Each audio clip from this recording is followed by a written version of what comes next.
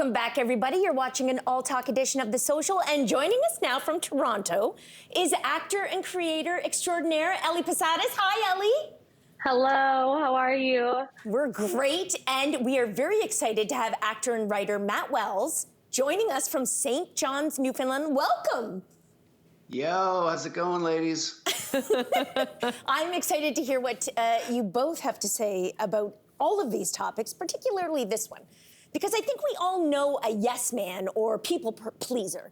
Well, a writer for Scary Mommy says being married to one of them may sound nice, but it's hell. For one thing, you never know when they're telling the truth. So what do you think? Does a yes person make for a challenging partner? Ellie, what do you think?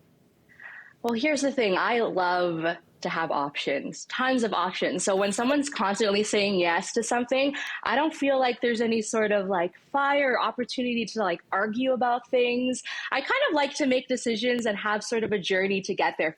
So for instance, like going to a restaurant, I feel like would be the most frustrating thing because I consider myself to be like a quite intuitive person. Yeah. So if I'm sitting at dinner with someone and I know that they don't like the food, then it's not an enjoyable time for me. I don't know. I feel like it has to be like a collective effort to get there. So I feel like there are sort of some perks to having people agree to you, but after a while, it'll get old, I think. Are we making some presumptions, though, like that a people pleaser or somebody who says yes a lot is automatically a pushover? Is it possible, Matt, that somebody who says yes a lot is just somebody who's kind of easygoing, just like, yeah, sure, let's go here, yeah, sure, let's go there?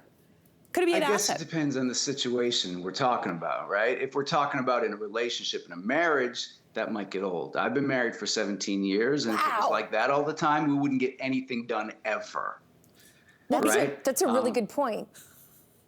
Yeah, so my wife is definitely not a yes woman, and I'm not a yes man. Somehow it works, because we're constantly saying no to each other.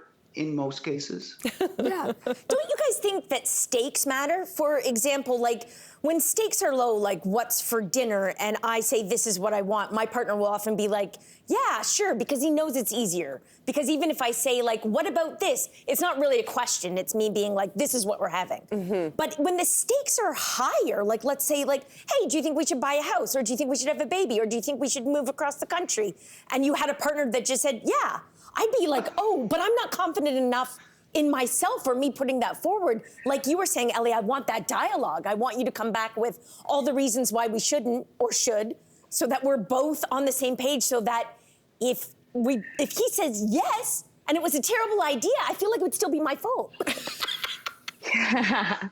Yeah, I mean, I'm definitely like a creature of habit. I have to weigh out the pros and cons. I am a very indecisive person, so sometimes it is nice for someone to sort of take the reins and be like, this is what we're going to do. But yeah, like as you were saying, you know, deciding to buy a house is such a huge step to take. I need to know for sure that we're really thinking about this very, very carefully. So Samantha on Facebook said, I'm admittedly a yes person. I want to help everyone, but I usually put myself last, which causes burnout, and some people take advantage of my kindness. Samantha, it's hard in relationships when a partner uses it to always get their way and ignore my needs. It's a huge red flags when there's no compromise. So Samantha, we want to work on this. I want you to be more assertive in your future relationships.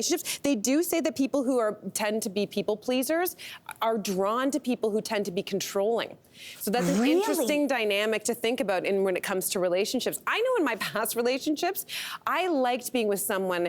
I shouldn't say I liked it, because obviously none of those relationships worked out, but I was used to the kind of, especially in fights, that I would be right and that the guy would be wrong. I think this is, in a Venn diagram, this circles into the same conversation. Like that I would have all my, thinking points out about all the things that this person was doing wrong, and I would give them out, and the guy would have to say yes. And then I realized when I got together with Jason that, that's not like a thing. Like he's definitely not a yes man. But I will say, I mean, as much as I love him, some days I wish he would be a little bit more like yes dear. Anyway, I'm wearing a kind of yes dear outfit today, I feel like. Yeah, you are. Anyway,